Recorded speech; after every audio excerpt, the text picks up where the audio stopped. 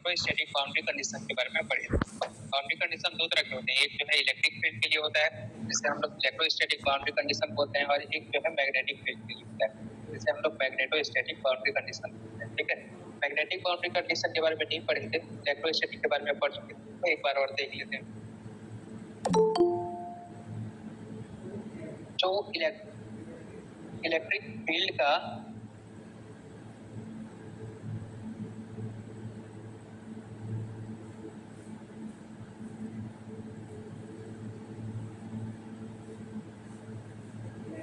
Electric field का जो perpendicular component होता है वो क्या होता है, डिसकंटिन्यूअस होता है। ठीक है, देखो इससे रिलेटेड क्वेश्चन भी हम लोग सॉल्व किए थे। एक जो है इंटरफेस होता है, एक इंटरफेस सरफेस होता है। ठीक है, सरफेस के इस साइड जो है कोई एक मीडियम होगा, सरफेस के इस साइड कोई दूसरा मीडियम होगा। ठीक है, और यहाँ से क्या आएगा, कोई भी जो है वो वेव आएगा यहाँ पे, और यहाँ से फिर रिफ्लेक्ट होके या जो भी है, ठीक है, रिफ्लेक्ट या रिफ्लेक्ट होके फिर ये जो है दूसरे मीडियम में आएगा। ठीक है, तो ये जो फिनोमेना होता है यहाँ पे कुछ ये जैसे इसका हम लोग वेक्टर ई लेते हैं। ठीक है, तो वेक्टर ई के तीन कंपोनेंट होंगे, तो इसमें से कुछ कंपोनेंट जो है वो कॉन्टिन्यूअस होते हैं और कुछ कंपोनेंट क्या होते हैं, डिसकंटिन्यूअस होते हैं। ठीक है, तो इसी को हम लोग बाउंड्री कंडीशन बोलते हैं। और बाउंड्री कंडीशन में हम लोग देखे थे कि जो इलेक्ट्रिक फील्ड का परपेंडिकुलर कंपोनेंट होता है, और क्या देखे थे हम लोग, ये जो सरफेस है, इस सरफेस का डायरेक्शन जैसे मान लेते हैं ये इस है, ये हम लोग का ये एक्स है, ये वाई है और ये जेड है।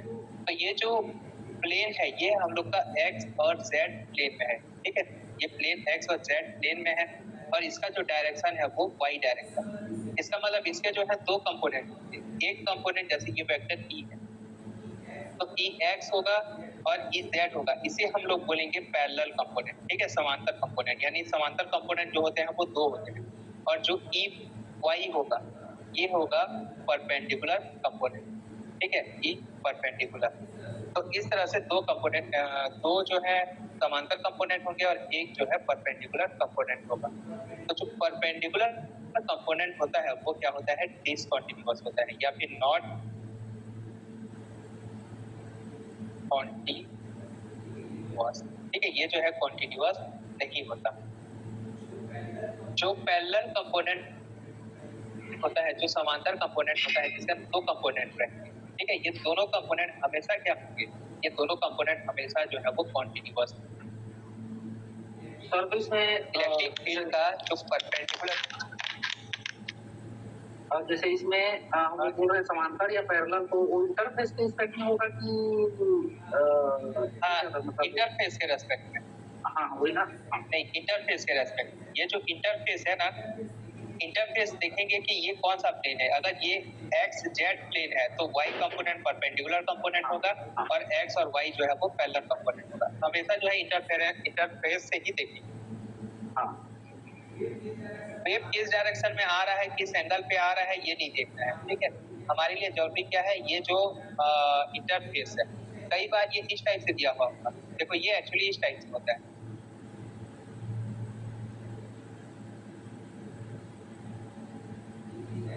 इस टाइप से होता है। ठीक है, ये जो सरफेस है ये इंटरफेस सरफेस है, यहाँ पे कुछ दूसरा मीडियम होगा और ऊपर पे कोई दूसरा मीडियम होगा। ठीक है, यहाँ पे ये वेव जो है वो आता है और यहाँ पे ये क्या बोलते हैं, चला जाता है। ठीक है, इससे या जो भी है परावर्तन हो या अपवर्तन, जो भी घटना होता है। ठीक है, और यहाँ पे जो कंपोनेंट, यहाँ पे इसके तीन कंपोनेंट होंगे।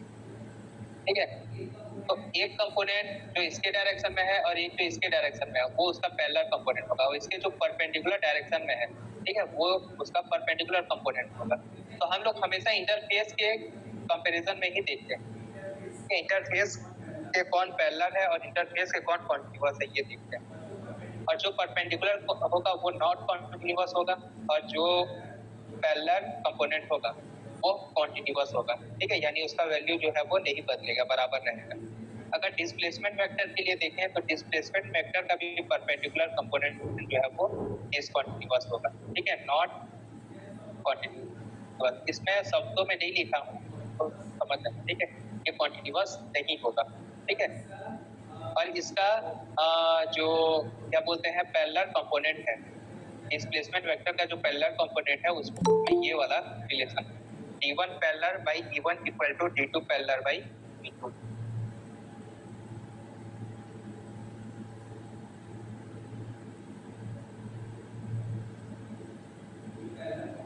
ये पैरेलल कंपोनेंट के लिए बाउंड्री कंडीशन हो जाएगा। उसके बाद ये वेक्टर पोटेंशियल था, सॉरी स्केलर पोटेंशियल था, ये ठीक है। पोटेंशियल जो है वो कॉन्टिन्यूअस रहेगा, जैसा अबव था वैसा बिलो रहेगा, ठीक है। तो ये बाउंड्री कंडीशन आपको याद रखना। उसके बाद आते हैं मैग्नेटोस्टैटिक बाउंड्री कंडीशन, ठीक है। मैग्नेटिक फील्ड कौन से बाउंड्री कंडीशन सेटिस्फाई करते हैं किसी भी इंटरफेस। तो जो मैग्नेटोस्टैटिक बाउंड्री कंडीशन है उसमें सबसे पहला ये है कि जो परपेंडिकुलर कंपोनेंट होता है वेक्टर बी का, जो भी परपेंडिकुलर कंपोनेंट होगा वो हमेशा क्या होगा, कॉन्टिन्यूअस होगा, ठीक है। वेक्टर बी का परपेंडिकुलर कंपोनेंट क्या होगा, कॉन्टिन्यूअस। यहाँ पे देखो परपेंडिकुलर कंपोनेंट को कई बार हम लोग क्या बोलते हैं, नॉर्मल कंपोनेंट भी बोलते हैं, परपेंडिकुलर कंपोनेंट या फिर नॉर्मल कंपोनेंट बोलते हैं। जबकि पैरेलल कंपोनेंट को टेंजेंशियल कंपोनेंट क्या बोला जाता है, टेंजेंशियल कंपोनेंट, ठीक है। स्पर्श रेखीय घटक होता है ये, और ये नॉर्मल कंपोनेंट अभिलंबवत घटक होता है, ठीक है। तो वेक्टर बी का जो परपेंडिकुलर कंपोनेंट या अभिलंबवत घटक जो होगा, ठीक है, चुंबकीय तीव्रता का अभिलंबवत घटक जो होगा वो क्या होगा, सतत होगा, कॉन्टिन्यूअस होगा, ठीक है। B1 इक्वल टू B2, मतलब जो पहले मीडियम में जो वैल्यू रहेगा दूसरे मीडियम में भी वही वैल्यू रहेगा। वेक्टर बी का जो समांतर कंपोनेंट या टेंजेंशियल कंपोनेंट बोले, ये जो है डिसकंटिन्यूअस होगा, ठीक है, कॉन्टिन्यूअस नहीं होगा। और इसमें जो डिसकंटिन्यूटी है वो म्यू 0 k के बराबर होगा। B1 parallel minus B2 parallel equal to mu 0 k। अब हम लोग जानते हैं कि जो पैरेलल कंपोनेंट होते हैं वो दो होते हैं, ठीक है, या तो Bx By हो जाएगा, अगर Bz का क्या है, परपेंडिकुलर कंपोनेंट है, तो जो पैरेलल कंपोनेंट या टेंजेंशियल कंपोनेंट होगा वो दो होगा, Bx और By। तो इसमें से एक ही कंपोनेंट डिसकंटिन्यूअस होता है, ठीक है, दूसरा कंपोनेंट क्या होता है, कॉन्टिन्यूअस होता है। तो कौन सा कंपोनेंट डिसकंटिन्यूअस होगा, वो कंपोनेंट डिसकंटिन्यूअस होगा जो वेक्टर k के परपेंडिकुलर। अब वेक्टर k क्या है, वेक्टर k है हम लोग का सरफेस करंट डेंसिटी। इस टाइप से हम लोग के पास एक सरफेस है, तो इस सरफेस में जो है करंट इस डायरेक्शन में फ्लो हो रहा है, ठीक है। जैसे यहाँ पे ये हम लोग का x, ये y और ये z, ठीक है।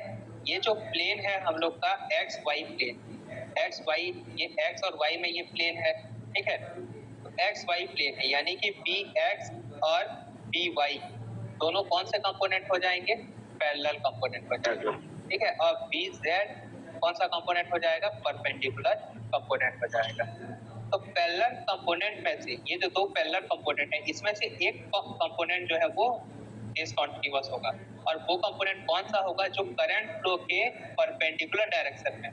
करंट फ्लो के परपेंडिकुलर डायरेक्शन में कौन सा है, करंट फ्लो किस डायरेक्शन में हो रहा है, y डायरेक्शन में हो रहा है, तो By जो है वो कॉन्टिन्यूअस होगा, ठीक है। और इसके परपेंडिकुलर डायरेक्शन में क्या है, Bx है, तो Bx क्या होगा, डिसकंटिन्यूअस होगा, ठीक है। यहाँ पे लिखा हुआ है, देखो चुंबकीय क्षेत्र का समतल के समांतर घटक असांतत्य होता है, ठीक है। जो समांतर घटक होगा, ठीक है, या जो टेंजेंशियल कंपोनेंट होगा वो क्या होगा, असांतत्य होगा। असांतत्यता की माप μ0 k के बराबर होता है। यह शर्त चुंबकीय क्षेत्र के समांतर उस घटक के लिए मान्य है जो कि क्षेत्रीय धारा घनत्व, ठीक है। और क्षेत्रीय धारा घनत्व, धारा का एक ही डायरेक्शन होता है, तो धारा भी बोल सकते हैं, धारा के अभिलंबवत होता है। जो करंट फ्लो के डायरेक्शन के परपेंडिकुलर होगा सिर्फ वही घटक जो है वो डिसकंटिन्यूअस होगा, ठीक है। बाकी इसका जो और एक घटक होगा वो क्या होगा, कॉन्टिन्यूअस होगा। चुंबकीय क्षेत्र का वह घटक जो क्षेत्रीय धारा के घनत्व के समांतर होता है, सतत होता है, ठीक है। ये जो कंपोनेंट जैसे B ऑफ y क्या है, इस डायरेक्शन के समांतर है, करंट फ्लो के डायरेक्शन के समांतर है, इसीलिए ये कंटिन्यूअस होगा, ये कंटिन्यूअस होगा। बस ये x वाला जो कंपोनेंट है जो करंट फ्लो के परपेंडिकुलर है वही बस डिसकंटिन्यूअस होगा, ठीक है। तो ये होता है बाउंड्री कंडीशन मैग्नेटिक फील्ड के लिए। इन तीनों बाउंड्री कंडीशन को हम लोग इस टाइप से भी लिख सकते हैं, vector v1 minus v2 equal to म्यू0 vector k cross n cap, ठीक है। उसके बाद वेक्टर h के लिए, वेक्टर h का जो परपेंडिकुलर कंपोनेंट होता है वो मतलब कॉन्टिन्यूअस नहीं होता, ठीक है। इसमें जो डिसकंटिन्यूटी है वो किसके बराबर होती है, m1 perpendicular minus m2 perpendicular के माइनस वैल्यू के बराबर होता है, ठीक है। या इसे हम लोग बोल सकते हैं कि h1 m1 perpendicular equal to h2 m2 perpendicular, यानी कि h1 plus m1 vector h plus vector m का परपेंडिकुलर कंपोनेंट जो है वो कॉन्टिन्यूअस होता है, ऐसा आप बोल सकते हैं, ठीक है। चुंबकन क्षेत्र h और समतल के अभिलंबवत का चुंबकन क्षेत्र H का समतल के अभिलंबवत घटक और चुंबकन सदिश के अभिलंबवत घटक का जो योग होता है वो सांतत्य होता है। केवल ये सांतत्य नहीं होता, ठीक है। इन दोनों का जो योग है वो सांतत्य होता है। H1 perpendicular minus H2 perpendicular equal to KF के बराबर होता है। KF क्या है, सरफेस करंट डेंसिटी, P अस्वतंत्र धारा वाला है, ठीक है, P करंट डेंसिटी के लिए ये डिसकंटिन्यूअस होता है। और इसमें भी वही कंडीशन, दो पैरेलल कंपोनेंट होंगे तो एक पैरेलल कंपोनेंट डिसकंटिन्यूअस होगा, कौन सा, जो वेक्टर H के ठीक परपेंडिकुलर, ठीक है, वेक्टर K के परपेंडिकुलर, और जो वेक्टर K के समांतर है वो क्या होगा, कॉन्टिन्यूअस होगा। कॉन्टिन्यूअस यानी दोनों को अगर घटाएंगे तो जीरो आ जाएगा, मतलब दोनों क्या है, सेम है, इसको हम लोग कॉन्टिन्यूअस बोलेंगे। और वेक्टर A वेक्टर पोटेंशियल जो होता है वो भी क्या होता है, कॉन्टिन्यूअस। इसके बाद देखते हैं आज का जो हम लोग का टॉपिक है, और ये इम्पोर्टेंट टॉपिक है, परावर्तन और अपवर्तन। इलेक्ट्रोमैग्नेटिक जो वेव्स होते हैं, ठीक है, उन वेव्स का अपवर्तन और परावर्तन कैसे होता है, ठीक है। इसमें अपवर्तन और परावर्तन में हम लोग दो तरह के प्रॉपर्टीज के बारे में पढ़ेंगे। एक होता है काइनेटिक प्रॉपर्टी, ठीक है, और दूसरा होता है डायनेमिक प्रॉपर्टी। डायनेमिक प्रॉपर्टी जो है वो फ्रेस्नेल इक्वेशन से हम लोग फ्रेस्नेल इक्वेशन का यूज करके पढ़ेंगे। और डायनेमिक प्रॉपर्टी क्या होता है, जैसे रिफ्लेक्शन, अब परावर्तन या अपवर्तन के बाद उसकी इंटेंसिटी, तीव्रता में किस तरीके से परिवर्तन होता है, ठीक है, उसका फेस कैसे चेंज होता है, उसका ध्रुवण कैसे होता है, ये सब को हम लोग बोलेंगे डायनेमिक प्रॉपर्टी, ठीक है। जबकि काइनेमेटिक्स प्रॉपर्टी क्या होते हैं, जैसे रिफ्लेक्शन कैसे होता है, अपवर्तन कैसे होता है, ठीक है, फ्रीक्वेंसी में चेंज कैसे होता है, ये सब चीजें जो है वो काइनेटिक प्रॉपर्टीज के अंदर आती है। तो सबसे पहला काइनेटिक प्रॉपर्टी है हम लोग का लॉ ऑफ रिफ्लेक्शन, परावर्तन के नियम। ये सब आप लोग पहले से पढ़ चुके हैं, ठीक है। परावर्तन के दो नियम होते हैं। पहला नियम क्या है, आपतित तरंग, परावर्तित तरंग और अपवर्तित तरंग और अभिलंब, ये सभी जो है एक ही समतल में को प्लेनर, ठीक है। यहाँ पे देखो डायग्राम, ये ठीक है, ये क्या है, ये प्लेन ऑफ इंटरफेस है, ठीक है। यहाँ पे ये जो है क्या है, इंटरफेस है, मतलब यहाँ इसके ऊपर कोई दूसरा मीडियम है और इसके नीचे कोई दूसरा मीडियम, ठीक है। ये हम लोग का इंटरफेस है, यानी कि इसे हम लोग ऐसे दिखा सकते हैं, ये इस टाइप, ये हम लोग का क्या है, ये जो है एक मीडियम है। और ये जो प्लेन बना हुआ है, ठीक है, ये जो रेड कलर में प्लेन बना हुआ है, ये क्या है, प्लेन ऑफ इंसिडेंस है। ये जो है प्लेन ऑफ इंसिडेंस है। प्लेन ऑफ इंसिडेंस मतलब आपतन समतल। आपतन समतल क्या होता है, वह समतल जहाँ पे आपतित किरण, परावर्तित किरण, अपवर्तित किरण और अभिलंब चारों होते हैं, ठीक है, उस समतल को हम लोग बोलते हैं आपतन समतल। ये समतल ये पूरा है, ठीक है, इस समतल में ये पूरा प्लेन है, ठीक है। और इस प्लेन में जो है ये हम लोग का आपतित किरण भी है, ये परावर्तित किरण भी है और ये अपवर्तित किरण भी, ठीक है। तीन तरह के किरण होते हैं, एक किरण जो आपतित होता है KI, ठीक है, एक अपवर्तित होता है KR रिफ्लेक्टेड, और एक होता है अपवर्तित ट्रांसमिटेड KT, ठीक है, ट्रांसमिटेड या रिफ्रैक्टेड होते हैं। ठीक है, तो ये आपतित किरण, परावर्तित किरण, अपवर्तित किरण, ठीक है, और अभिलंब, ये चारों जो है एक ही समतल में होते हैं, एक ही प्लेन में। जैसे आपका टेबल है तो टेबल के एक छोर से अगर आपतित किरण आ रहा है तो दूसरे छोर में परावर्तित किरण जाएगा, और उसके आगे वाले छोर में क्या जाएगा, अपवर्तित किरण, और उससे ठीक बीच में जो है वो अभिलंब होगा। एक ही क्या बोलना चाहिए, जैसे टेबल में होंगे चारों, ठीक है, तो ये होता है एक ही समतल में कोप्लेनर। के आई, के आर, के टी और एन क्या होंगे, कोप्लेनर। आपतित कोण थीटा आई जो है वो परावर्तित कोण के बराबर होगा, परावर्तित कोण के या परावर्तन कोण के बराबर होगा, रिफ्लेक्टेड एंगल के बराबर होगा। Theta i equal to theta r. इसके बाद आता है स्नेल का नियम। स्नेल का नियम क्या होता है, स्नेल का नियम जो है वो अपवर्तन से संबंधित है, स्नेल्स लॉ ऑफ रिफ्रैक्शन, ठीक है, रिफ्रैक्शन यानी कि ये अपवर्तन से संबंधित है। जो आपतन कोण की जिया है, ठीक है, थीटा आई, साइन थीटा आई, और जो परावर्तन कोण की जिया है, साइन थीटा टी का अनुपात माध्यम के अपवर्तनांक n2 तथा आपतित माध्यम के अपवर्तनांक n1 के अनुपात के बराबर होता है, ठीक है। साइन थीटा आई बटे sine theta t equal to n2 upon n1, या n1 साइन थीटा आई, ठीक है, ये इसका अपवर्तनांक जो है वो n1 है, माध्यम 1 का अपवर्तनांक n1 है, और माध्यम 2 का अपवर्तनांक क्या है, n2 है। तो n1 sin theta i equal to n2 sin theta t होता है, ठीक है। इसे हम लोग बोलते हैं स्नेल का नियम। उसके बाद आता है लॉ ऑफ फ्रीक्वेंसी, आवृत्ति का नियम। आवृत्ति का नियम क्या होता है कि आपतित प्रकाश, परावर्तित प्रकाश एवं अपवर्तित प्रकाश की जो आवृत्ति होती है वो क्या होती है, समान, ठीक है। आवृत्ति में कोई भी परिवर्तन नहीं होता। आपतित किरण या आपतित तरंग, परावर्तित तरंग और अपवर्तित तरंग, तीनों तरंगों की जो आवृत्ति होती है वो समान होती है।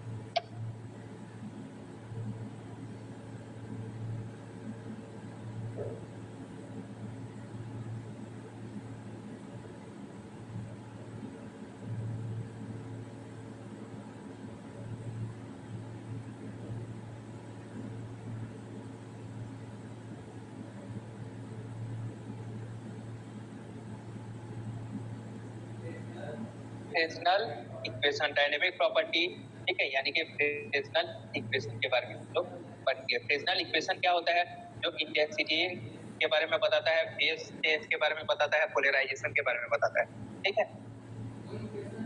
वो इक्वेशन जो परावर्तित किरण के आयाम, आपतित किरण के आयाम और ट्रांसमिटेड यानी कि अपवर्तित किरण के आयाम में संबंध बताता है, ठीक है। इसे हम लोग क्या बोलते हैं, फ्रेस्नेल इक्वेशन बोलते हैं, ठीक है। अब देखते हैं कि इसके आयाम में जो है क्या रिलेशन होता है, ठीक है।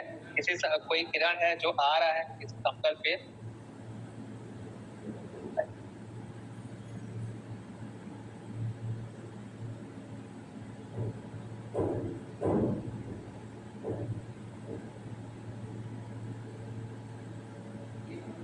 ये हम लोग का कोई प्लेन ऑफ इंसिडेंट है, ठीक है। आपतन समतल भी, आपतन समतल। अब मान लेते हैं यहाँ पे जो है किरण आ रहा है, ये इसका अभिलंब है, ये किरण थीटा आई एंगल से क्या हो रहा है, आपतित हो रहा है, ठीक है। और थीटा आई एंगल से ही क्या हो जाएगा, परावर्तित भी हो जाएगा, थीटा आर से परावर्तित होगा, लेकिन थीटा आई जो है वो थीटा आर के बराबर होगा, ठीक है। और ये जो कोण है इसे हम लोग बोलेंगे थीटा टी। मान लेते हैं कि ये जो है माध्यम 1 है और ये माध्यम 2 है, ठीक है। इस माध्यम का अपवर्तनांक n1 है और इस माध्यम का अपवर्तनांक n2 है, ठीक है। तब यहाँ पे अगर कोई इलेक्ट्रिक फील्ड का जो कंपोनेंट आता है, ठीक है, वो यहाँ से अपवर्तित होने के बाद इस मीडियम में या परावर्तित होने के बाद इस मीडियम में, ठीक है, किस उसका जो आयाम है क्या होगा, उसका फेज क्या होगा, ये सब जो है रिलेशन हम लोग फ्रेस्नेल इक्वेशन से हमें पता चलता है, ठीक है। अब मान लेते हैं कि इसमें भी दो केस है। एक केस क्या, अगर हम लोग का इलेक्ट्रिक फील्ड ठीक क्या हो, परपेंडिकुलर, यानी कि ये जो स्किन है स्क्रीन के ठीक बाहर निकला हुआ, ठीक है, ये इसे हम लोग बोलेंगे परपेंडिकुलर कंपोनेंट, और इसे जो है हम लोग डॉट से रिप्रेजेंट करते हैं, ठीक है। डॉट का मतलब होता है वो परपेंडिकुलर बाहर की तरफ है, आपके मोबाइल के स्क्रीन के ऊपर की तरफ, ठीक है। और एक कंपोनेंट होता है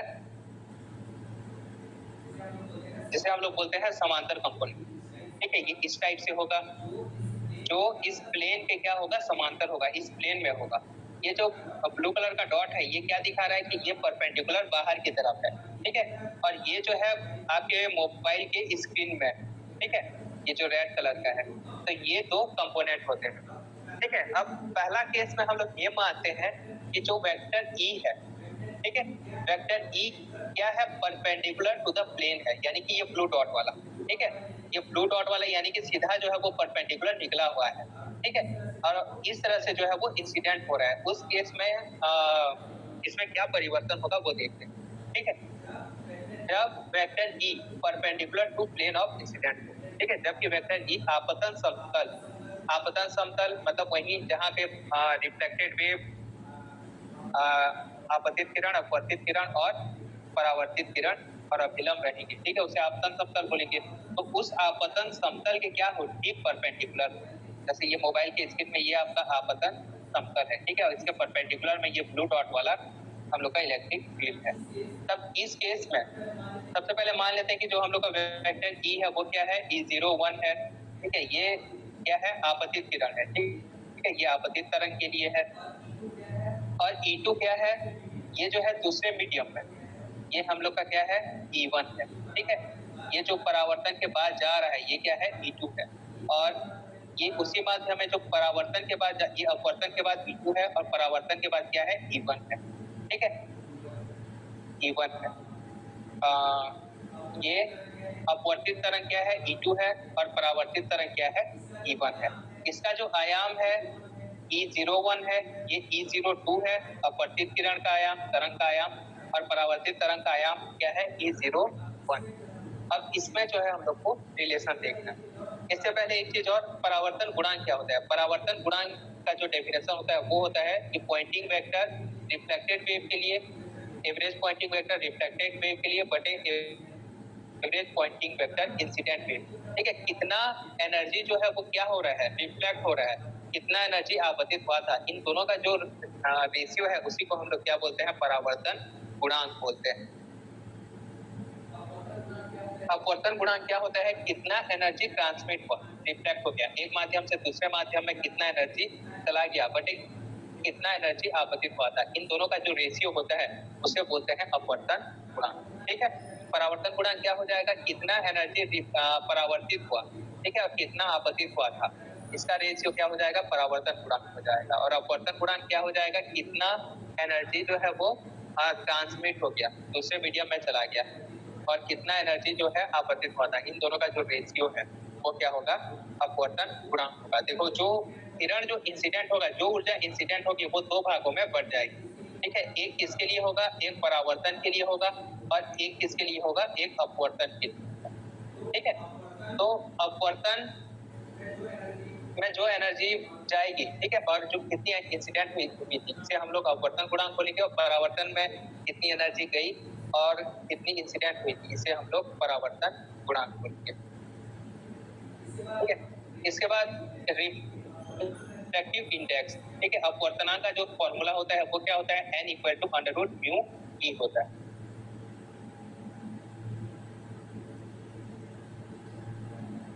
ये क्या होता है, अंडर रूट म्यू एप्सिलॉन, ठीक है, equal to c by speed of light बटे जो भी उस मीडियम में वेलोसिटी है। निर्वात में प्रकाश की चाल बटे किसी माध्यम में प्रकाश की चाल का जो अनुपात होता है उसी को हम लोग क्या बोलते हैं, अपवर्तनांक या रिफ्लेक्टिव इंडेक्स बोलते हैं, ठीक है। और N1 N2 बटे N1 इक्वल टू किसी दो माध्यम है N1 और N2, तो दोनों के अपवर्तनांक का जो अनुपात होता है वो अंडर रूट E2 उनके परावैद्युतांक के अनुपात के बराबर होता है, ठीक है, E2 बटे E1 के अंडर रूट के बराबर होता है। तो थोड़ा सा क्लियर किया है।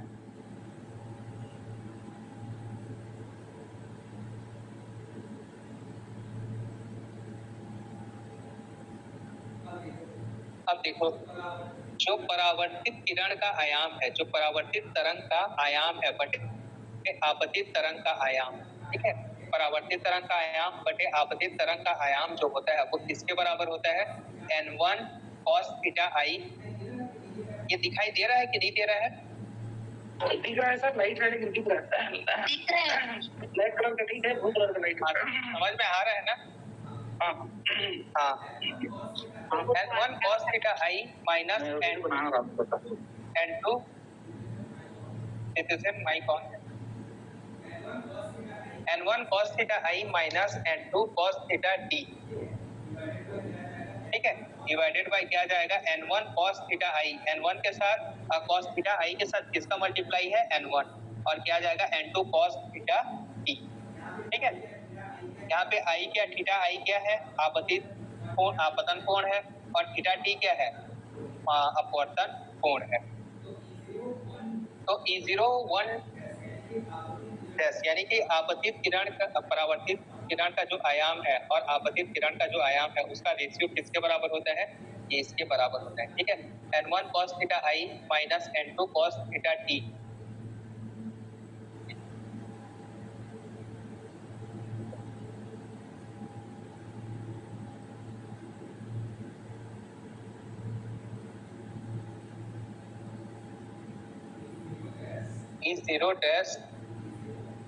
E01, ठीक है, यानी कि आपतित किरण का, परावर्तित किरण का आयाम बटे आपतित किरण का आयाम जो होता है वो किसके बराबर होता है?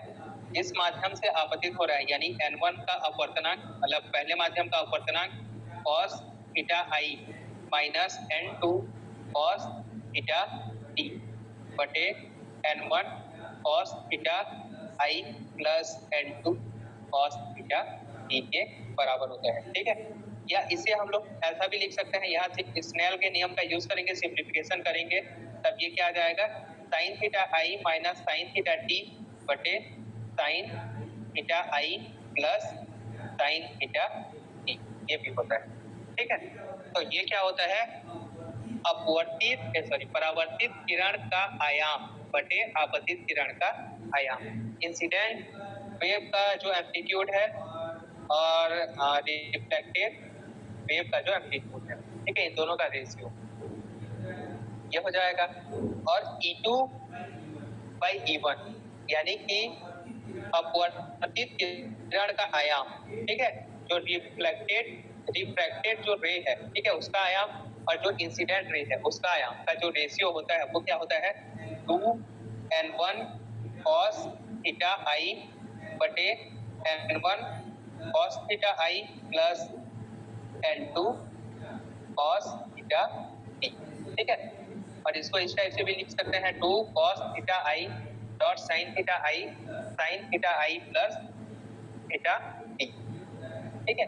ये होता है हम लोग का इसमें रिलेशन, अपवर्तित किरण का आयाम और आपतित किरण के आयाम में रिलेशन, ठीक है। अगर क्या बोलते हैं, आपतन अभिलंबवत हो, मोस्ट ऑफ द केस में होगा, ठीक है। आपको एग्जाम में जो क्वेश्चन दिया हुआ होगा उसमें लिखा होगा कि जो आपतन है वो क्या है? अभिलंबवत है, यानी कि आपतन अभिलंबवत है, यानी जो हम लोग का जो किरण आ रहा है वो सीधा सीधा यहाँ से आ रहा है, ठीक है, अभिलंबवत आपतित हो रहा है, यानी कि ये जो थीटा आर है इसका वैल्यू क्या है? 0 है। ये सॉरी थीटा आई जो है वो क्या है? 0 है। थीटा आर भी 0 हो जाएगा और ये थीटा डी भी क्या हो जाएगा? 0 हो जाएगा, ठीक है।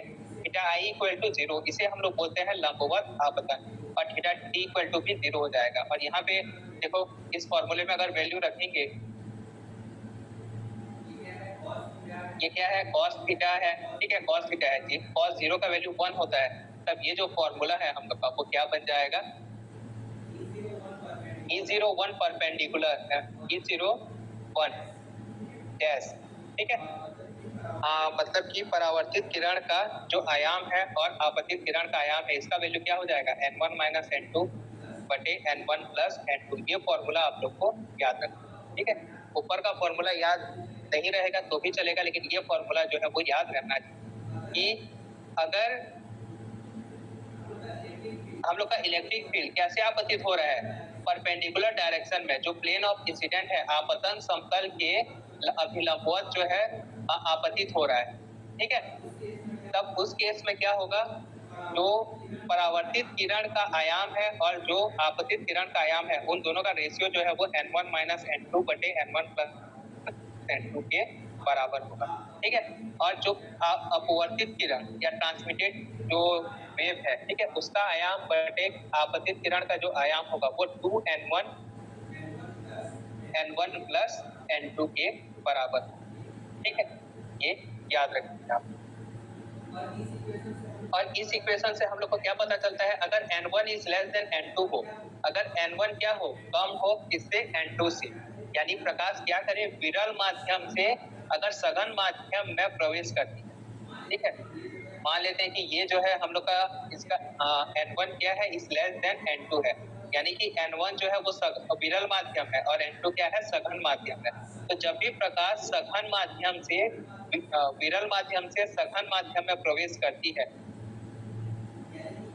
यानी कि ये वैल्यू क्या आ जाएगा, n1 अगर लेस है तो ये वैल्यू नेगेटिव आ जाएगा, ठीक है। और ये वैल्यू नेगेटिव आएगा, यानी कि जो परावर्तित किरण है और जो आपतित किरण है, दोनों में अपोजिट कलांतर आ जाएगा, ठीक है। फेज डिफरेंस आ जाएगा, कितने का, मतलब ये दोनों का जो प्रोपेगेशन का जो डायरेक्शन है वो अलग अलग हो जाएगा। तो ये क्या हो जाएगा, इसमें पाई का जो है वो कलांतर आ जाएगा, ठीक है। प्रवेश करती है तब ये E1 डैश बटे E1, ठीक है।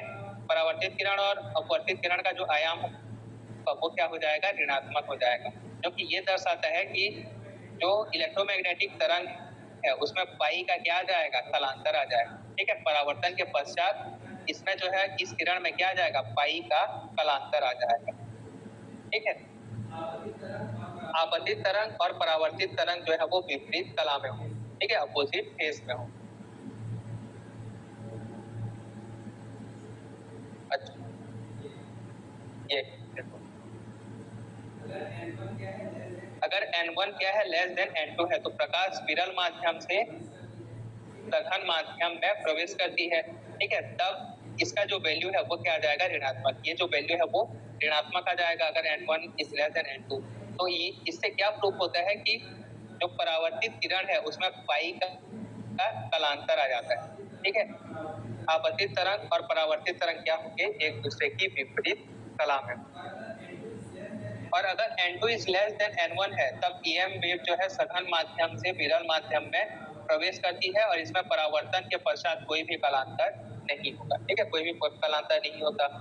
और अगर हम लोग अपवर्तन के लिए देखें, तब अपवर्तन के लिए दोनों केस में क्या आएगा, धनात्मक मान ही आएगा, ठीक है। तो इसमें भी कोई कलांतर नहीं होगा।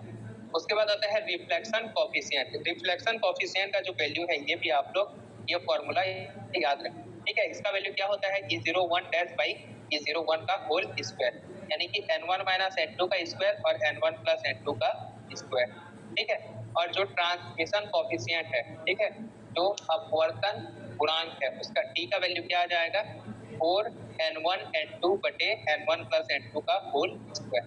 ये दोनों फॉर्मूला याद रखें, ठीक है।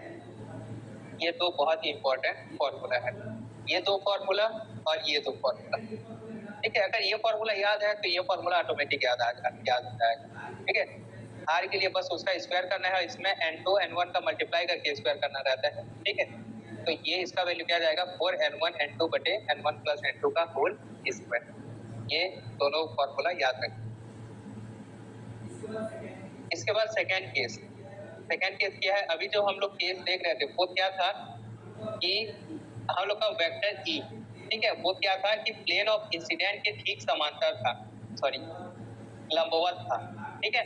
मतलब आपके स्क्रीन के ऊपर जो है वो निकला हुआ था वेक्टर E। लेकिन इस केस में ये क्या होगा, आपके मोबाइल के प्लेन में होगा, ठीक है। ये प्लेन ऑफ इंसिडेंट में मतलब जो प्लेन ऑफ इंसिडेंट है हम लोग का, जो आपतन समतल है, इसी आपतन समतल में होगा, ठीक है। इस केस में देखो vector E is parallel to plane of incident, ठीक है। प्लेन ऑफ इंसिडेंट मतलब आपतन समतल। आपतन समतल के क्या होगा, समांतर होगा, यानी आपतन समतल में होगा। इस केस में, ठीक है, अगर ये वेक्टर E जो है वो आपतन समतल में होगा, तब इस केस में क्या आएगा हम लोग का, n2 cos थीटा i के साथ रहेगा, ठीक है। वहां पे क्या था, n1 जो है cos थीटा i के साथ था, इस केस में क्या आ जाएगा, n2 cos theta i minus n1 cos theta t बटे n2 cos theta i plus n1 cos theta t. ठीक है, ये इसका फॉर्मूला आ जाएगा। और साथ ही साथ इसको हम लोग क्या लिखेंगे, tan theta i minus theta t बटे tan theta i plus theta T आ जाएगा। ठीक है, अब यहाँ पे देखो, यहाँ पे tan के टर्म में आया, वहां साइन के टर्म में आया हुआ था, यहाँ tan के टर्म में आया है। ठीक है, और tan अगर ये theta i plus theta T का वैल्यू क्या हो, π/2 हो, tan 90 का वैल्यू कितना होता है, tan 90 का वैल्यू इनफाइनाइट होता है।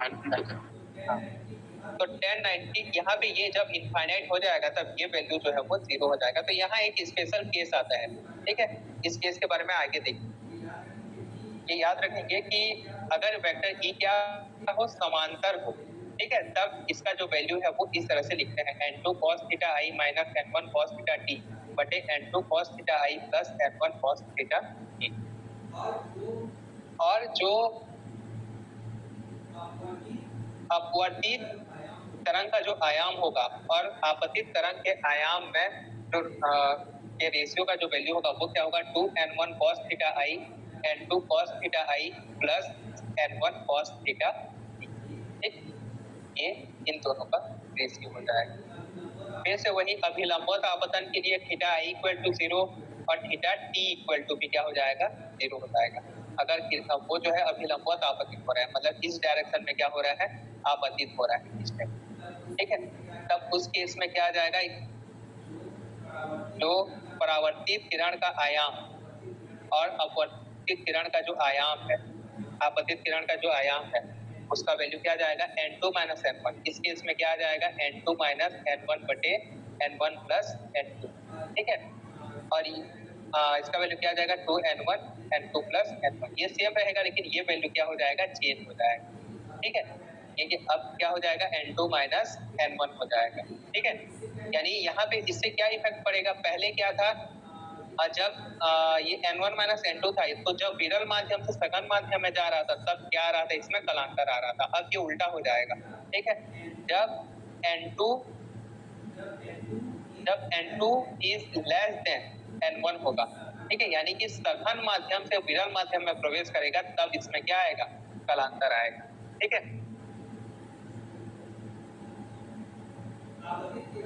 आपतित किरण तथा अपवर्तित किरण सदैव समान कला में रहे। ठीक है, जो हम लोग का आपतित किरण है और जो दूसरे माध्यम में जाने वाला अपवर्तित किरण है, दोनों हमेशा समान कला में रहे। ठीक है, लेकिन अगर n1 is less than n2 है, ठीक है, तब इसमें जो है कलांतर नहीं होगा। लेकिन अगर n2 is greater than n2 is less than n1 है, तब इसमें पाई का कलांतर होगा। यानी कि अगर प्रकाश क्या होगा, सघन माध्यम से कहाँ प्रवेश करेगा, विरल माध्यम, विरल माध्यम में प्रवेश करेगा और वेक्टर ई क्या है, प्लेन ऑफ इंसिडेंट के समांतर है। ठीक है, तब इस केस में क्या होगा, उसमें परावर्तन के पश्चात पाई का कलांतर आ जाएगा। ठीक है, ये याद रखिए। इसमें जो इम्पोर्टेंट है वो हम लोग का तीसरा पॉइंट, चौथा पॉइंट। ठीक है, कौन सा पॉइंट, अगर theta i plus theta d equal to क्या आ जाए, π/2 आ जाए, 90 डिग्री आ जाए, तब इस केस में क्या हो जाएगा, ये जो टर्म है वो अनंत हो जाएगा, इनफाइनाइट हो जाएगा। ठीक है, और ये टर्म इनफाइनाइट हो जाएगा तो ये जो हम लोग का परावर्तित किरण का आयाम और आपतित किरण का जो आयाम है, इनका रेशियो क्या आ जाएगा, 0 आ जाएगा। ठीक है, और इस कोण को, ये जहाँ पे परावर्तित किरण का आयाम और आपतित किरण का आयाम का जो रेशियो है वो 0 हो जाता है, उसे हम लोग बोलते हैं ब्रेविस्टर कोण या ब्रेविस्टर एंगल कहा जाता है। ठीक है, ये कोण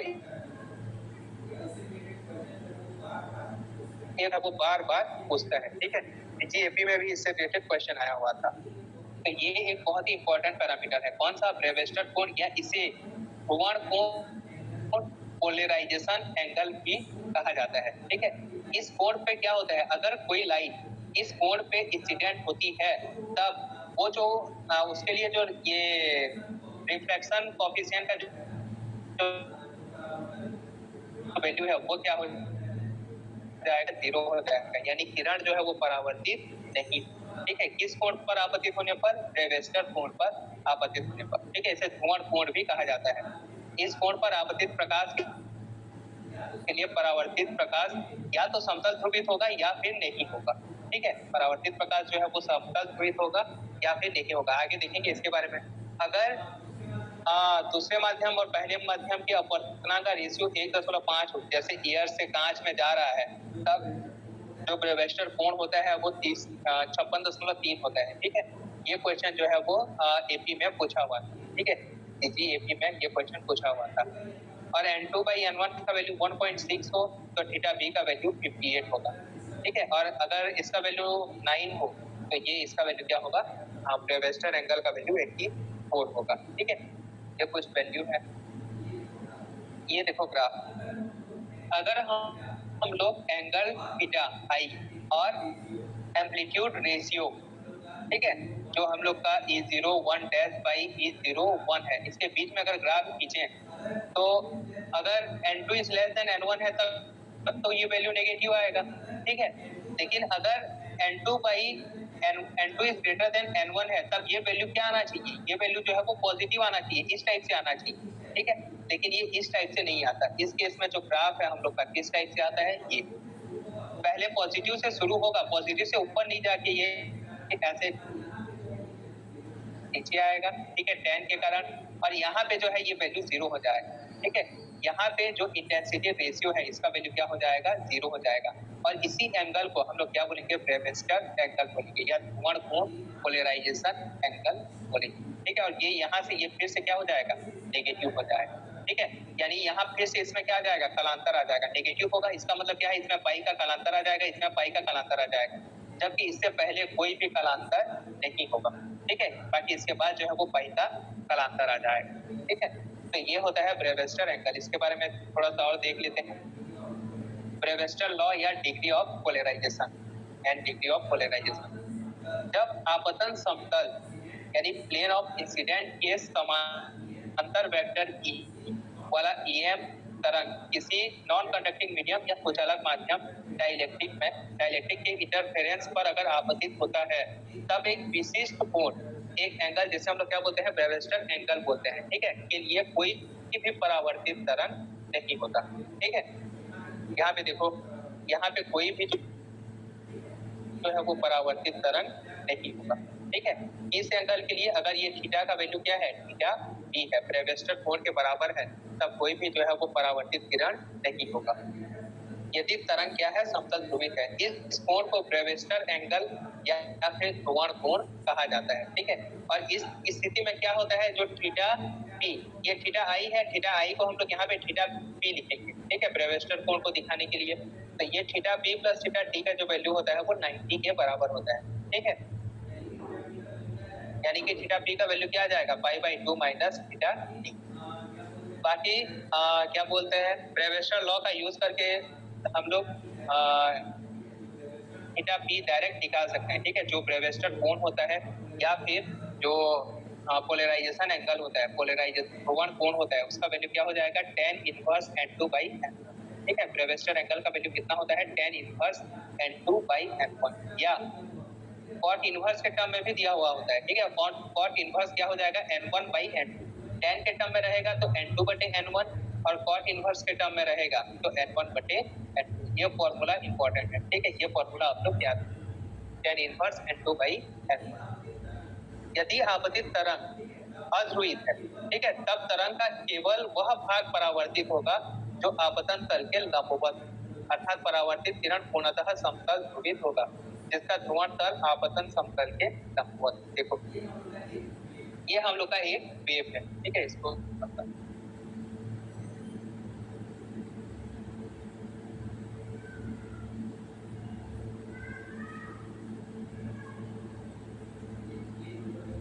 ये हम लोग का क्या है? प्लेन और इंसिडेंट। ठीक है, यहाँ पे एक इम्पोर्टेंट कॉन्सेप्ट है, समझना है। अब क्या हो रहा है? हम एक जो वेक्टर ई हम लोग का आपतित हो रहा है। ठीक है, और ये दो तरह से, एक तो तल के लंबवत है ऊपर की तरफ, और एक क्या है?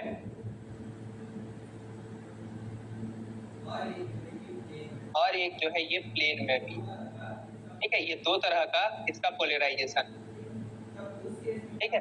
तब उस केस में क्या होगा, जो भी प्लेन के समांतर होगा वो कभी भी परावर्तित नहीं होगा, ठीक है। और वो सीधा सीधा क्या हो जाएगा, अपवर्तित हो जाएगा, दूसरे माध्यम में चला जाएगा, ठीक है।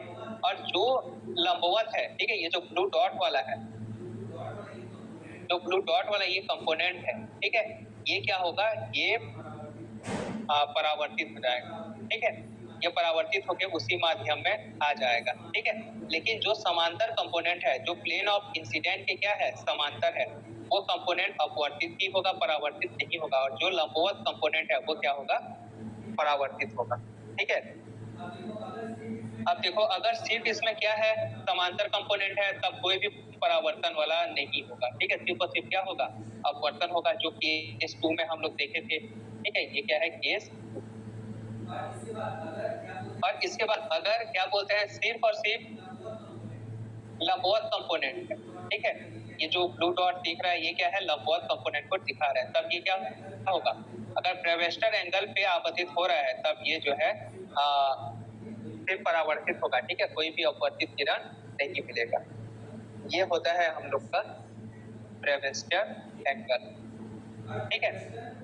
और ब्रेविस्टर, अगर कोई आपको पता चल जाए कि कोई प्रकाश किरण ब्रेविस्टर एंगल पे आपतित हो रहा है, मतलब उसके बाद जो परावर्तित किरण मिलेगा वो हमेशा क्या होगा, समतल ध्रुवित होगा, ठीक है, हमेशा समतल ध्रुवित ही होगा, ठीक है। और किस डायरेक्शन में ध्रुवण होगा उसका, ये जो प्लेन ऑफ इंसिडेंट है उसके लंबवत डायरेक्शन, यानी कि सीधा सीधा आपके मोबाइल के स्क्रीन के ऊपर ही जो है वो दोलन करेगा, ठीक है। ऊपर और नीचे डायरेक्शन में क्या करेगा, दोलन करेगा, ठीक है। ये होता है तो ब्रेविस्टर लॉ का जो है वो यूज करके हम लोग उसके पोलराइजेशन का एंगल जो है वो निकाल सकते हैं। और इससे जो है वो पोलराइज्ड लाइट भी प्राप्त कर सकते हैं, ठीक है। लाइट, पोलराइज्ड लाइट कैसे प्राप्त करते हैं उसका भी ये मेथड होता है।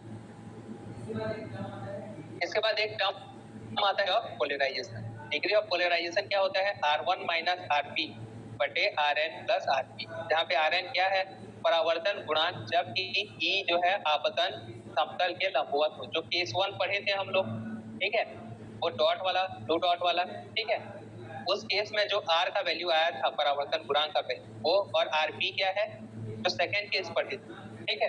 परावर्तन गुणांक वेक्टर E जो है वो आपतन समतल के समांतर है, ठीक है। तो इसमें RN माइनस RP बटे RN प्लस RP का जो वैल्यू होगा, ठीक है, इसी को हम लोग क्या बोलेंगे, डिग्री ऑफ पोलराइजेशन, ठीक। तो ये था हम लोग का रिफ्लेक्शन और डिफ्रेक्शन। ये एक बहुत ही इम्पोर्टेंट टॉपिक है, ठीक है। इससे रिलेटेड जो है वो क्वेश्चन पूछता है, इसे एक बार और रिवाइज कीजिए, ठीक है, इससे रिलेटेड क्वेश्चन देखिए।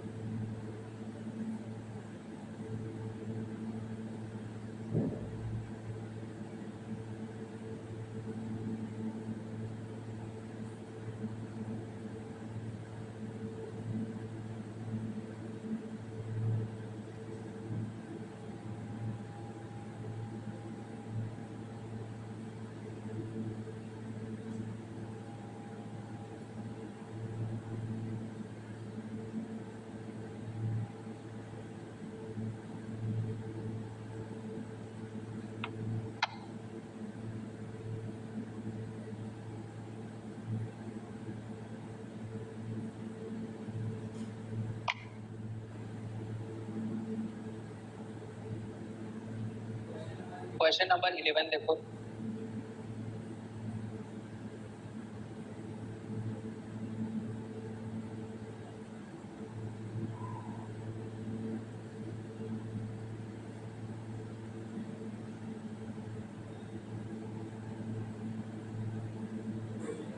क्वेश्चन नंबर 11, ठीक है। ये जो रिलेशन है, क्या रिलेशन हो रहा है, E2 वेक्टर E2 बटे vector E2 equal to 2n1 by n1 plus n2, ठीक है।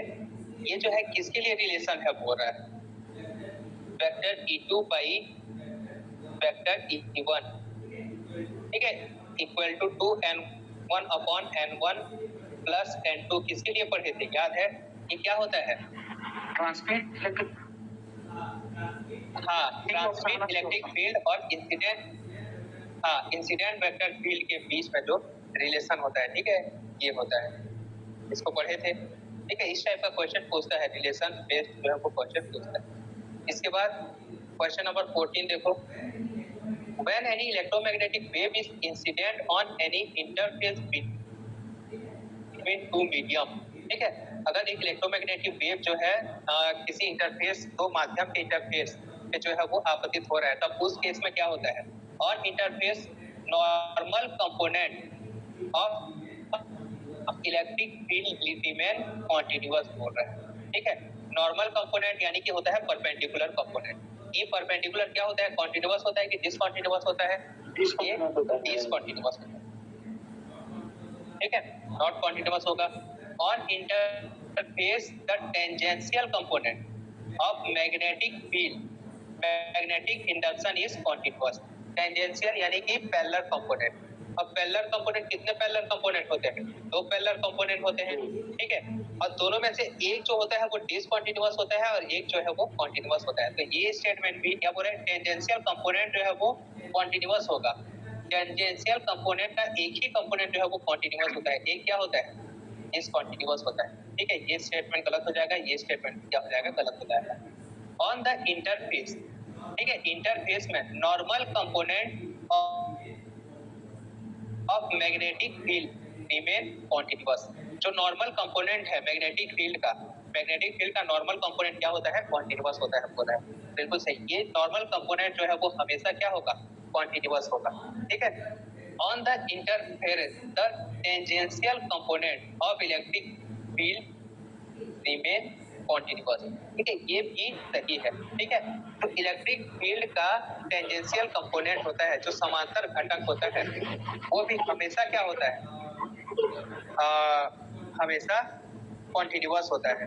ठीक है, हालांकि इसका आंसर जो है वो सी लिया है, बाकी दोनों ऑप्शन जो है वो, अच्छा इसका आंसर डी लिया है, डी लिया है। ठीक है, बाकी बी भी क्या होता है? कॉन्टिन्यूअस होता है। आवाज आ रहा है क्या चित्र से? मैं माइक ऑफ करना भूल गया था। हाँ,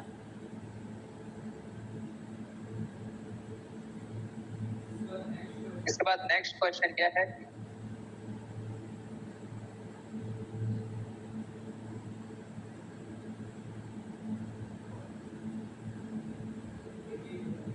क्वेश्चन देखो, when light is reflected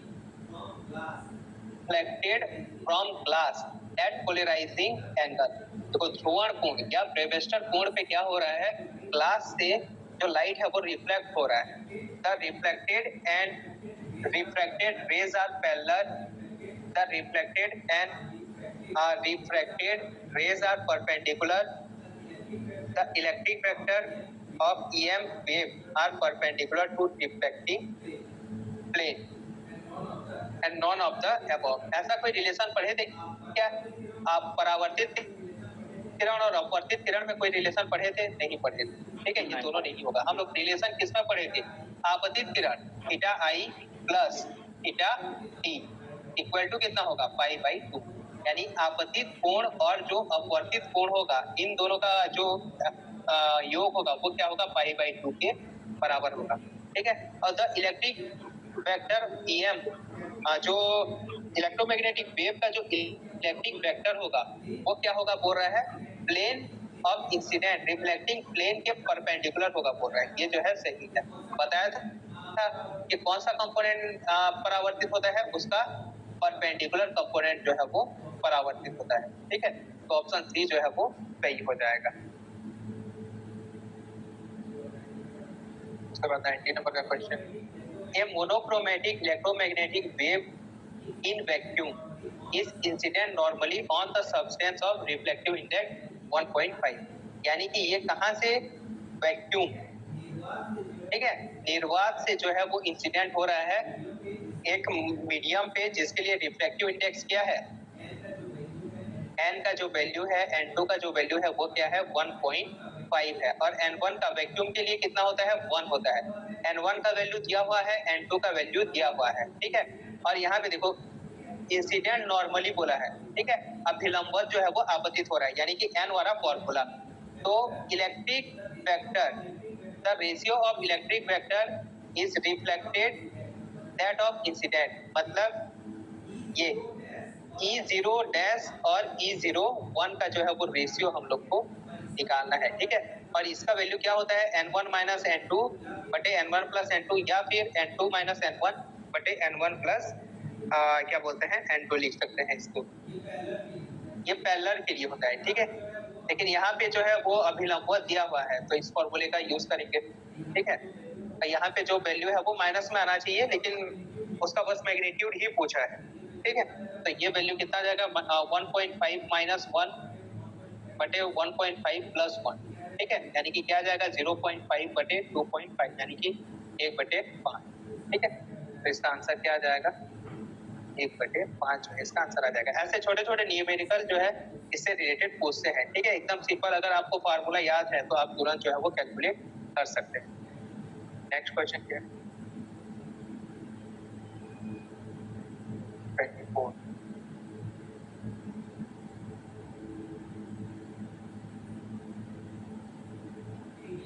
critical angle for glass. अच्छा, क्रिटिकल एंगल के बारे में नहीं पता है क्या?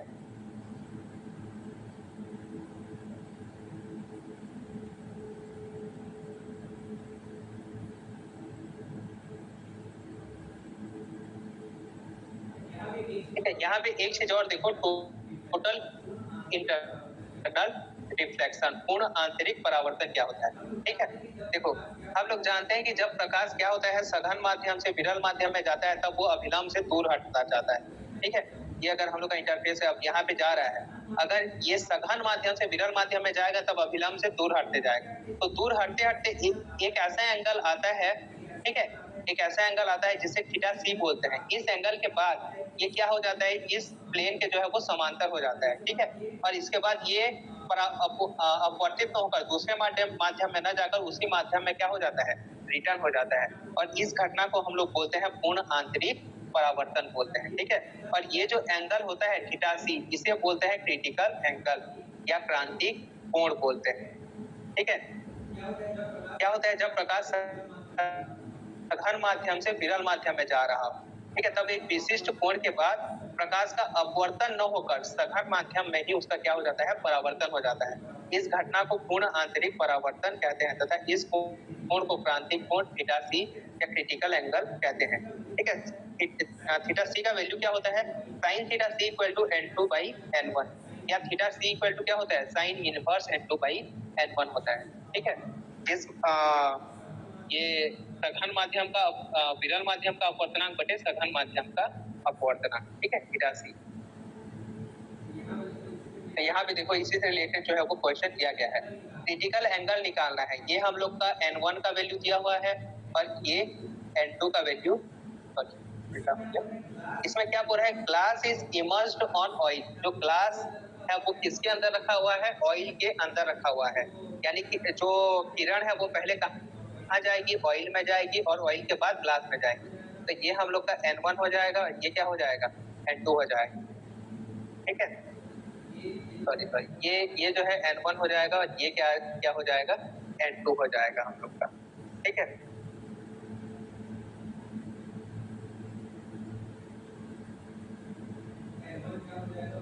N1 क्या हो जाएगा 1.5 और N2 क्या हो जाएगा 1.1 हो जाएगा। और थीटा सी क्रिटिकल एंगल का जो वैल्यू है वो क्या आ जाएगा,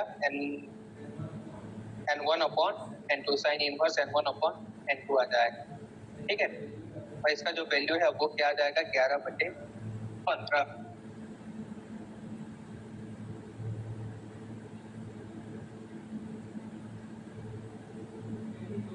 क्योंकि जो ग्लास को जो है तेल में डुबाया जाता है, अतः प्रकाश जो है वो पहले इसमें प्रवेश करेगा, ठीक है। N1 का जो वैल्यू है वो 1.1 और N2 का जो वैल्यू है वो 1.5 होगा।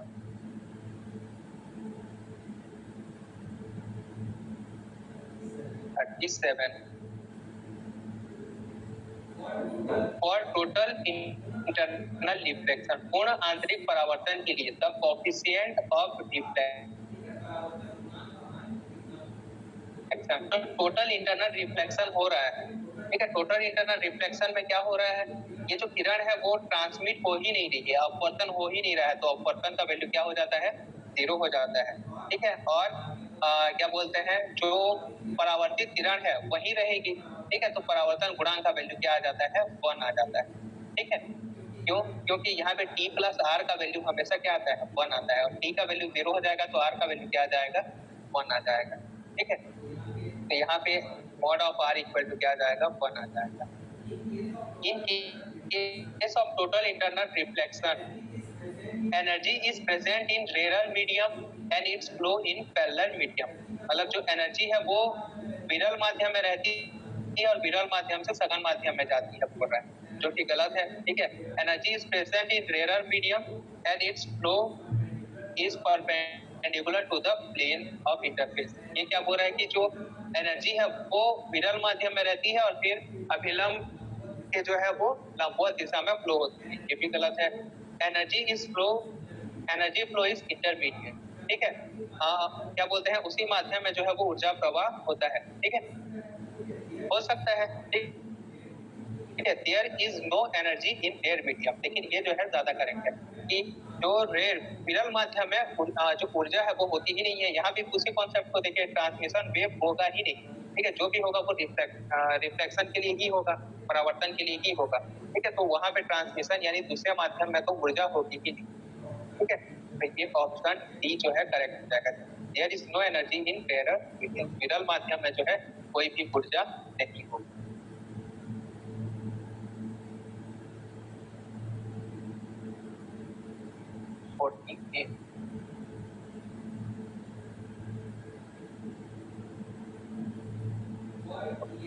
और EM वेव डिफ्रैक्शन, ब्रेवेस्टर लॉ क्या होता है, ठीक है। ब्रेवेस्टर लॉ यानी कि जो ब्रेवेस्टर एंगल है, ठीक है, वो हम लोग किस फॉर्मूले से देते हैं, क्या होता है, tan inverse n2 upon n1 या cot inverse n1 upon n2 होता है, ठीक है। ऑप्शन सी करेक्ट हो जाएगा। इसी टाइप के क्वेश्चन जो है वो पूछते हैं, ठीक है, सेट में, तो ये सब फॉर्मूला जो भी आज पढ़े हैं, ठीक है, वो याद रहना चाहिए। इसमें कोई इंपॉर्टेंट फार्मूला बेस ही पूछे जाते हैं क्या? हाँ, फॉर्मूला बेस्ड ही पूछता है, और न्यूमेरिकल भी बहुत इजी जैसे n1 और n2 का वैल्यू दे देगा, ठीक है, और उसमें जो है वैल्यू कैलकुलेट करने के लिए बोलेगा।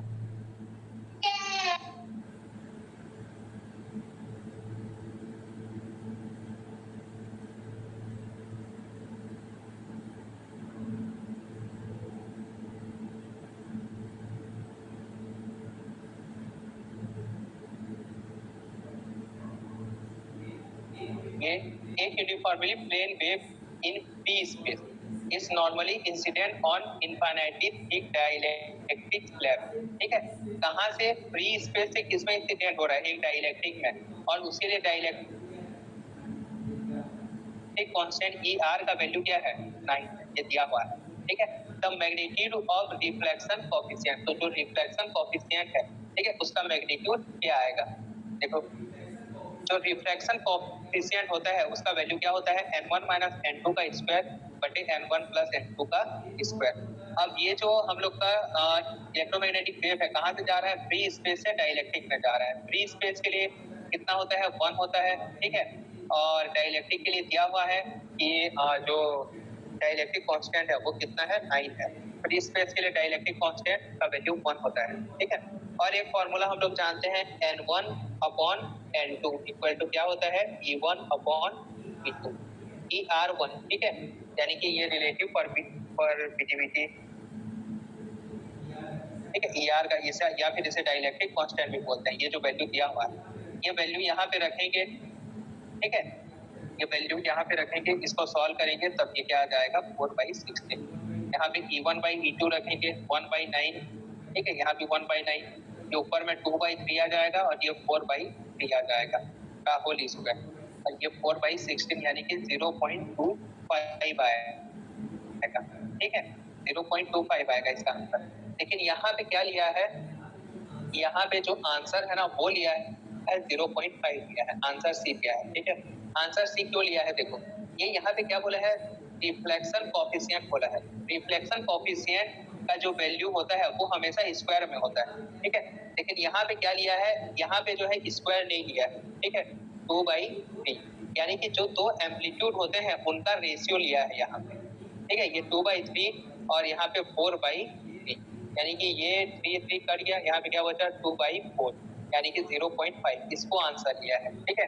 लेकिन देखो जो रिफ्लेक्शन कॉफिशिएंट होता है उसमें हमेशा स्क्वायर होगा, ठीक है। और जो एम्पलीट्यूड रहता है, जो एम्पलीट्यूड का रेशियो रहता है वहां पे स्क्वायर नहीं रहता, ठीक है। ये जैसे यहाँ पे जो R होगा यहाँ पे स्क्वायर हमेशा होगा, ठीक है। इसे हम लोग बोलते हैं रिफ्लेक्शन कॉफिशिएंट। और ये क्या है, ये जस्ट रेशियो है। तो कभी कभी ना रिफ्लेक्शन कॉफिशिएंट के लिए ये वैल्यू भी ले लेता है, ठीक है। बाकी आप लोग कोशिश करेंगे कि स्क्वायर वाला ही देखेंगे, लेकिन अगर स्क्वायर वाला आंसर में नहीं है, जैसे इस केस में 0.25 नहीं है, ठीक है, तो एप्रोप्रिएट जो आंसर है वो क्या होगा, बिना स्क्वायर लिए, बिना स्क्वायर लिए कितना जाएगा, ये 0.5, ठीक है। तो इसे सर लेकिन बाकी इस क्वेश्चन तो हाँ जैसे ऑप्शन भी है 0.325 हाँ नजदीक है, तो कंफ्यूजन तो होगा। हाँ कंफ्यूजन हो, वही तो। बाकी आप लोग कोशिश करना कि ये स्क्वायर वाला ही, यही जो है उसका एग्जैक्ट है, ठीक है। लेकिन ना देखो ऐसा ना ये क्वेश्चन हो गया 54, इस टाइप का और एक दो क्वेश्चन है उसमें भी ऐसे ही लिया है, बोला रिफ्लेक्शन कोएफिशिएंट ही है, ठीक है, लेकिन वैल्यू निकाला है दोनों के मैग्नीट्यूड का रेशियो निकाला है, ठीक है, ये 0.1 निकाला है।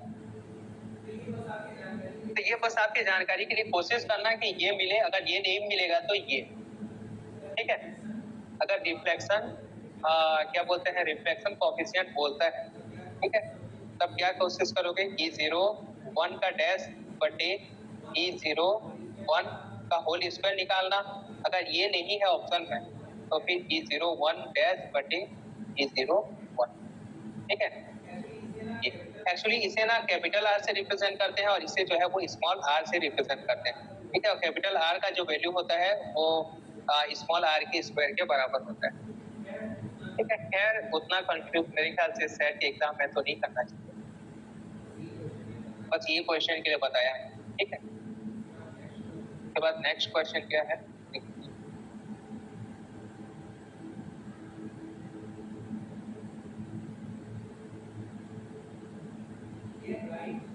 राइट सर्कुलरली पोलराइज्ड, ठीक है, RCP, राइट सर्कुलरली पोलराइज्ड जो वेव है, प्लेन वेव है, इंसिडेंट एट एंगल 60, ये जो है 60 एंगल पे क्या हो रहा है, इंसिडेंट हो रहा है। तो द नॉर्मल और एयर डाइलेक्ट्रिक, यहाँ पे क्या है, ये एयर मीडियम है और ये क्या है, dielectric medium. If the reflected wave, जो परावर्तित किरण है, ये लीनियरली पोलराइज्ड है, ये क्या है, पोलराइज्ड है बोला है। और कैसा पोलराइज्ड है, लीनियरली पोलराइज्ड है। द रिलेटिव डाइलेक्ट्रिक कांस्टेंट, तो इसका जो है डाइलेक्ट्रिक कांस्टेंट हम लोग को निकालना है, इसका डाइलेक्ट्रिक कांस्टेंट जो है वो दे दिया गया है, ठीक है। इस टाइप के क्वेश्चन जो है वो पूछे जाएंगे। अब देखो यहाँ पे ये नहीं बोला है कि 60 एंगल क्या है, ब्रेविस्टर एंगल है, लेकिन यहाँ पे क्या बोला है कि ये जो है लीनियरली पोलराइज्ड है। और लीनियरली पोलराइज्ड कब होता है, ठीक है, ये समतल ध्रुवित कब होगा, जब किरण ब्रेविस्टर एंगल पे आपतित होगा, तभी जो है ये परावर्तित किरण क्या होगा, लीनियरली पोलराइज्ड होगा, ठीक है। यानी कि यहाँ पे जो ये 60 दिया हुआ है, ये कौन सा एंगल है, ये है थीटा बी, ठीक है, थीटा बी या थीटा पी, जो भी बोलो, ब्रेविस्टर एंगल है, ठीक है। तो ये हम लोग का क्या आ जाएगा, ब्रेविस्टर एंगल का वैल्यू जो है यहाँ पे दिया हुआ है, ठीक है। और हम लोग को क्या निकालना है, ये ER2 का वैल्यू निकालना है। तो ब्रेविस्टर एंगल का फॉर्मूला क्या होता है,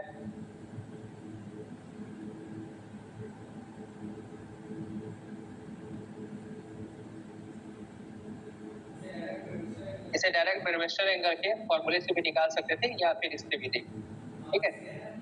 स्नेल का नियम क्या होता है, थीटा आई, अगर ब्रेविस्टर एंगल थीटा दिया हुआ है, यानी कि ये थीटा आई क्या है, इंसिडेंट एंगल है, ठीक है। और इसका जो रिफ्लेक्टेड एंगल है वो कितना हो जाएगा, 30 हो जाएगा। क्यों, क्योंकि ब्रेविस्टर एंगल के लिए theta i plus theta T का वैल्यू कितना होता है, 90 होता है, ठीक है। तो थीटा आई अगर 60 है तो थीटा टी का वैल्यू कितना आ जाएगा, 90 आ जाएगा, और स्नेल के नियम से हम लोग जानते हैं थीटा आई बटे थीटा टी का जो वैल्यू होता है वो n2 अपॉन n1 के बराबर होता है, ठीक है। और n2 अपॉन n1 किसके बराबर होगा? ER2 बाई ER1 के बराबर होगा,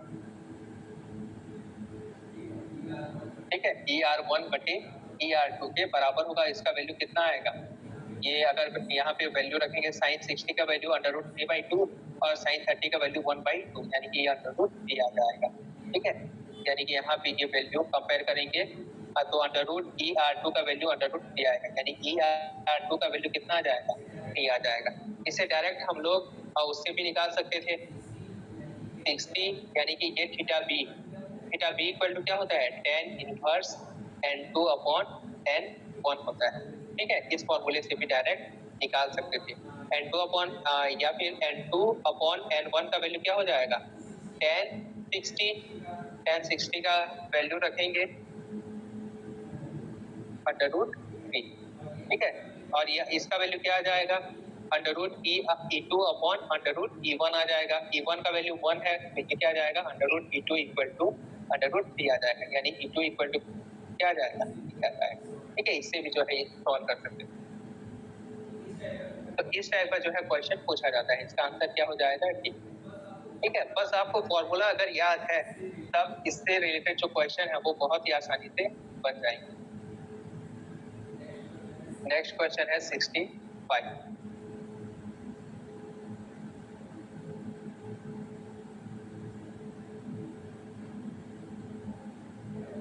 When the plane wave traveling in free space incident normally on a medium having ER का वैल्यू जो है ये दिया हुआ है, the fraction of power transmitted into the medium, ठीक है। मतलब इस मीडियम में जो कितना पावर जो है वो ट्रांसमिटेड होगा, यानी कि सीधा सीधा ये डायरेक्ट नहीं पूछा है कि ट्रांसमिशन कोएफिशिएंट, लेकिन ट्रांसमिशन कोएफिशिएंट क्या बताता है? एनर्जी के रेशियो को ही बताता है, ठीक है। कितना एनर्जी इंसिडेंट हुआ था, ठीक है, कितना एनर्जी क्या हुआ? ट्रांसफर हुआ, ठीक है। इसका रेशियो ही बताता है, यानी हम लोग को क्या निकालना है? ट्रांसमिशन कोएफिशिएंट ही निकालना है। फ्री स्पेस से कहाँ जा रहा है? ये एक मीडियम में जा रहा है जिसके लिए वैल्यू क्या है? 4.0 है, ठीक है। ये फ्री स्पेस से जा रहा है, यहाँ पे फ्री स्पेस के लिए डाइलेक्ट्रिक कांस्टेंट 1 होता है और डाइलेक्ट्रिक के लिए 4 होता है, ठीक है।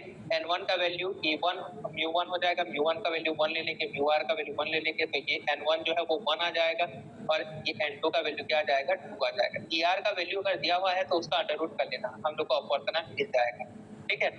अपवर्तनांक का वैल्यू क्या आ जाएगा? 2 आ जाएगा।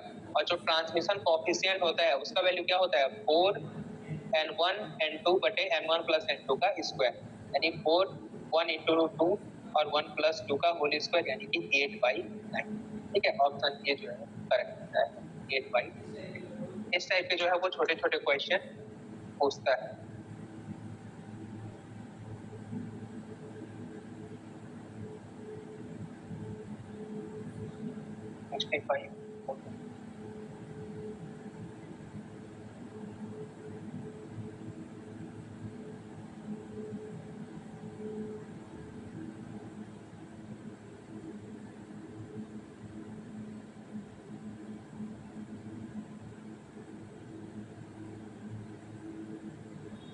question.